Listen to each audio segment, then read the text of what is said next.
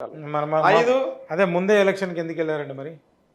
ఎప్పుడు ముందు ఫస్ట్ 2014లో అయ్యో అప్పుడు కాంగ్రెస్ వాళ్ళు నీకు దమ్ముంటే చెయ్యి నీకు దమ్ముంటే చెయ్యి అని ఛాలెంజ్ చేసిరు కదండి. అంటే ఊకే ఛాలెంజ్ చేస్తే మా పైసలను ఖర్చు పెట్టడం పని పాట లేక మా డబ్బులను ఖర్చు అరే పెడతారు. అవ్వండి. ఇప్పుడు వాళ్ళు ఒక్క సంవత్సరం కాదు 3వ సంవత్సరం నుండే వాళ్ళు అవునండి, మొదలు పెట్టిరు. మీ ప్రతిపక్ష నువ్వు పార్టీలు ఇన్ని రోజులు ఎవరు చేసినావు కదా, నీకు నీకు దమ్ముంటే చెప్తున్నావు. దమ్ముంటే అంటే 100 కోట్లు మాకు ఖర్చు లేదు పెడతారు. సార్, లేదు. మీరు గమనించాలి.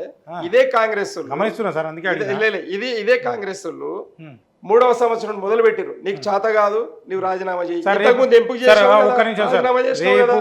రేపు పొరపాటును నిజంగానో రేపు మళ్ళీ పార్టీ హౌస్ కేసీఆర్ గారు మీకు చేత కాదు మీరు దమ్ముంటే రాజీనామా చేస్తారా? నేను అంటా చేస్తారా? కామన్ మ్యాన్గా ఒక 1000 మంది 1,00,000 మంది రాజీనామా చేస్తారా? ఇక ఇదే పని రోజుకోసారి పోటీ చేసుకుంటూ కూర్చుంటారా?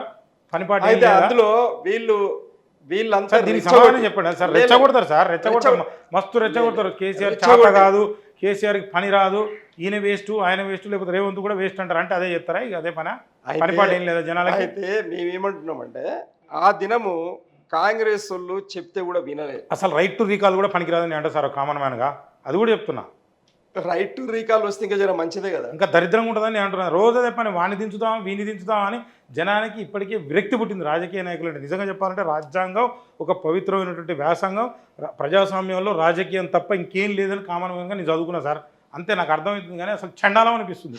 లేదు. అయితే భారత రాజ్యాంగము భారత ప్రజాస్వామ్య వ్యవస్థ అర్థం కావాలి అంటే చాలా ఓపిక ఉండాలి. తొందరపాటు పడితే కాదు. అన్ని అంగాలకు సంపూర్ణమైనటువంటి అధికారము, స్వేచ్ఛ, బాధ్యతలు, హక్కుల అధికారాలు ఇచ్చిందండి భారత రాజ్యాంగం. ఇలాంటి రాజకీయ నాయకులు చూసి వేగింపుగలుగుతుంది సార్. అట్లా కాదండి, మీరు ఒక 4వ స్తంభంగా ఉండి ప్రజల గురించి మాట్లాడాల్సిన మీరు ఇట్లా విసిగెత్తిపోతే ఎట్లా?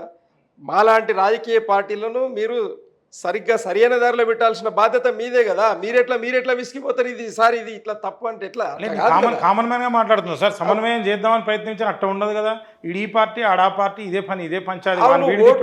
ఆ టీవీ చూస్తే పొద్దున్న లేస్తే వానంత చూస్తా వీనంత చూస్తా వాని సంగతి చెప్తా, దమ్ముంటేరా చేస్తా. ఏంది అర్థం కాదు.